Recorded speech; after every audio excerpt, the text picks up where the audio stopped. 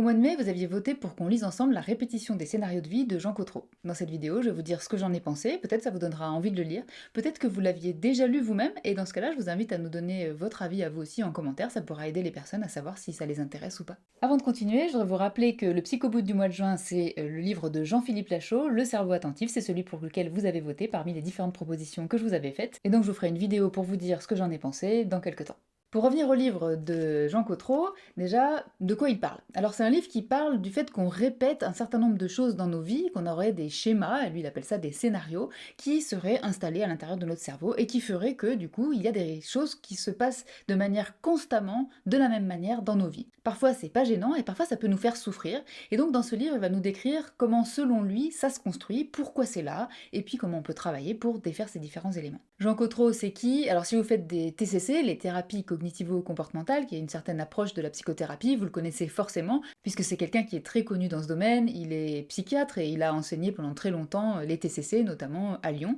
dans un DU qui est bien connu des personnes qui connaissent les TCC. Alors d'une manière générale, qu'est-ce qui m'a plu dans ce livre et qu'est-ce que j'ai aimé?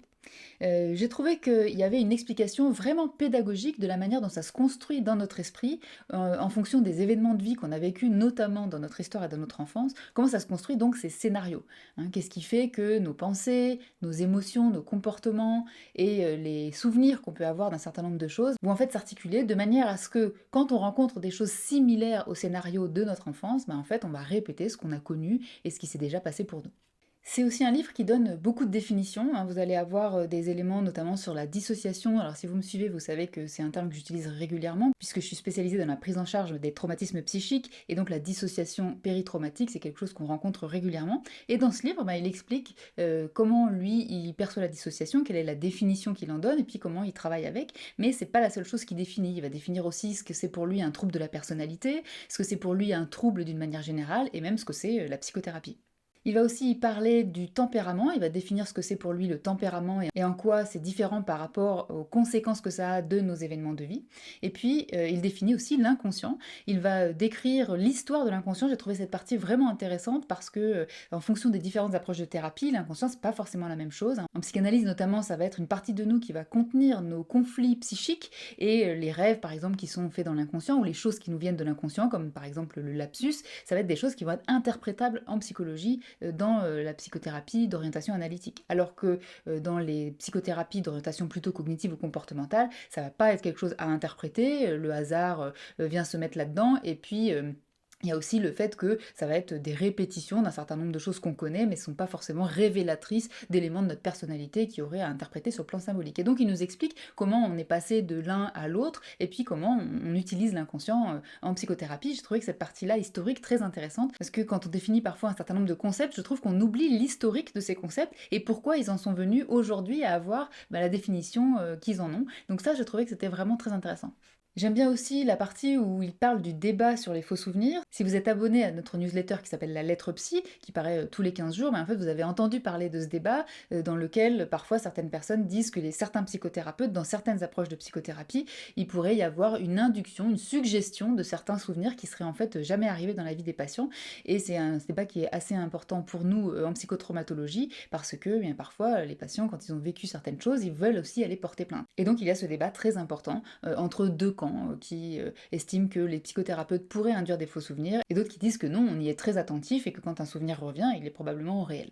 Et en tout cas, donc si vous aviez suivi notre lettre psy, il y a quelques éditions, il y a quelques mois, on vous a parlé de ce débat avec une vidéo si vous vouliez en savoir plus. J'ai aimé aussi que la manière dont il explique son travail en thérapie cognitive et comportementale vient de l'adaptation, c'est-à-dire que notre cerveau s'est construit en s'adaptant au contexte et aux événements qu'on vivait quand on était enfant. Et donc là, moi, ça m'a permis vraiment de faire le lien entre les TCC, auxquels je suis pas spécifiquement formée, et le MDR, qui est une des approches que je pratique, parce que dans le MDR, on a ce qu'on appelle le traitement adaptatif de l'information, c'est-à-dire que notre cerveau, en fonction de comment il est construit, il va traiter de manière adaptée à notre situation les informations qu'il reçoit de l'extérieur, donc les informations visuelles, auditives, émotionnelles, etc. Il va les traiter d'une certaine manière, plus ou moins adaptée en fonction des troubles qu'on peut avoir. Et donc j'ai vraiment fait le lien entre voilà, cette manière de comprendre le fonctionnement du cerveau qui était a priori issue de la théorie cognitivo-comportementale. Et puis une autre chose que j'aime beaucoup, si vous nous suivez depuis un certain temps, vous savez que je suis très attentive à la question scientifique, c'est très important pour moi, et donc c'est un livre dans lequel vous avez des pages et des pages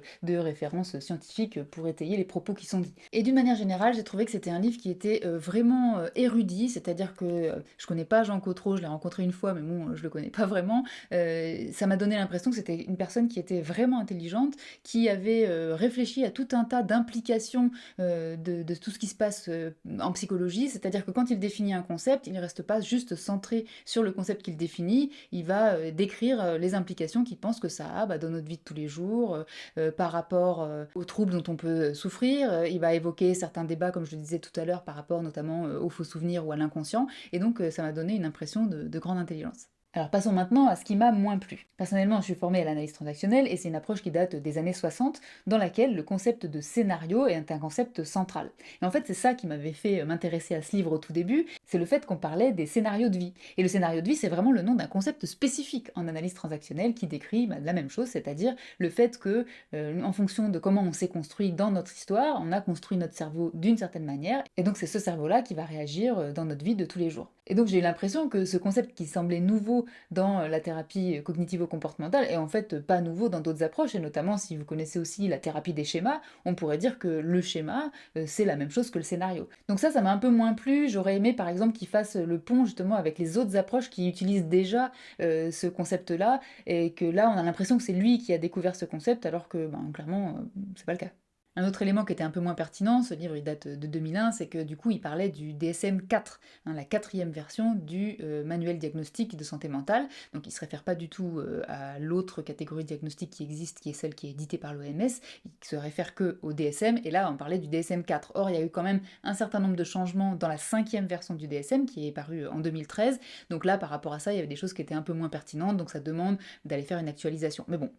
c'était pour moi quelque chose du fait que le livre a vieilli, ça veut pas forcément dire que c'était nul, pas du tout, au contraire j'ai plutôt aimé le livre, mais voilà, du coup c'est un petit peu dérangeant à certains endroits parce que il faut quand même aller avoir son petit DSM à côté pour vérifier que ce qui se dit est toujours d'actualité ou pas. Et puis une autre chose qui m'a moins plu, c'est que notamment dans les débuts du bouquin, un peu moins après, mais au début du livre, il fait beaucoup référence à des scénarios de films pour pouvoir comparer un petit peu aux scénarios de vie qu'il trouve chez ses patients ou chez les personnes de son entourage. Alors personnellement, n'étant pas du tout cinéphile, n'étant pas tellement intéressée par l'analyse des films, ça m'a un peu bloqué parce que je trouvais que on passait d'une analyse de film à un élément technique, une analyse de film, un élément technique, et donc c'était difficile pour moi en termes d'attention. Après, si vous aimez ce genre de comparaison, ça va beaucoup vous plaire puisque il en fait beaucoup au début. Alors après un petit peu moins, c'est devenu un petit peu plus technique, mais voilà, au début pour moi c'était un peu gênant, et du coup je me dis que si ça n'avait pas été un psychobook qu'on lisait ensemble, mais en fait je crois que je l'aurais arrêté à ce moment-là. Du coup, à qui est destiné ce livre? Alors pour moi, c'est un livre qui est assez large, c'est-à-dire que c'est un livre qui est destiné à la fois aux personnes qui connaissent pas très bien la psychologie et la psychothérapie, parce que comme vous avez beaucoup de définitions et beaucoup d'éléments de débat qui existent en psychologie, c'est très intéressant, vous pouvez les découvrir, et puis ensuite choisir les thèmes que vous avez envie d'approfondir pour acheter des livres spécifiquement sur d'autres thèmes. Il est assez large et il est vraiment écrit de manière pédagogique, compréhensible. Donc au final, je peux vous dire que j'ai vraiment aimé ce livre alors que j'étais quand même très mal partie à cause, comme je vous l'ai décrit, de deux éléments qui m'ont pas plu. Donc le fait que j'avais l'impression que c'était comme s'il disait qu'il avait découvert ce concept, plus le fait des scénarios qui étaient intercalés là entre les éléments techniques. Mais au début, bon, un petit côté qui me plaisait pas trop. Et puis finalement, en fait, en avançant et en me poussant à le lire puisque c'était le psychobook, j'ai trouvé vraiment intéressant et vraiment intelligent. Donc finalement, ce que m'a apporté ce livre à moi en tant que psychothérapeute, c'est de réviser certains de mes classiques, de revenir sur des concepts sur lesquels j'avais pas travaillé depuis un certain temps, et puis du coup, d'aller explorer aussi certaines études qu'il a nommées. Alors elles sont pas tout à fait d'actualité, comme je disais, puisque le livre est 2001, on a beaucoup d'études des années 90. Donc du coup, je suis allée voir les études qu'il avait citées sur les sujets qui m'intéressaient, pour ensuite voir comment elles étaient actualisées dans les connaissances nouvelles qu'on a eues depuis. Alors et vous, est-ce que tout ça, ça vous donne envie de lire ce livre? Dites-le nous dans les commentaires, ou est-ce que vous l'aviez déjà lu et puis les choses qui vous ont plu ou pas plu, bah, sont pas les mêmes que moi et donc surtout, dites-le nous aussi en commentaire, ça pourra aider des personnes qui passent par là à se décider, à savoir si elles ont envie de le lire ou pas. Et d'une manière générale, si vous êtes intéressé par la psychologie et la psychothérapie, bah, vous pouvez, vous abonner à notre newsletter qui s'appelle La Lettre Psy. Elle paraît tous les 15 jours et on vous donne un certain nombre d'éléments sur, la psychothérapie, comment ça fonctionne, sur le cerveau, comment ça fonctionne, avec des ressources pour approfondir les sujets.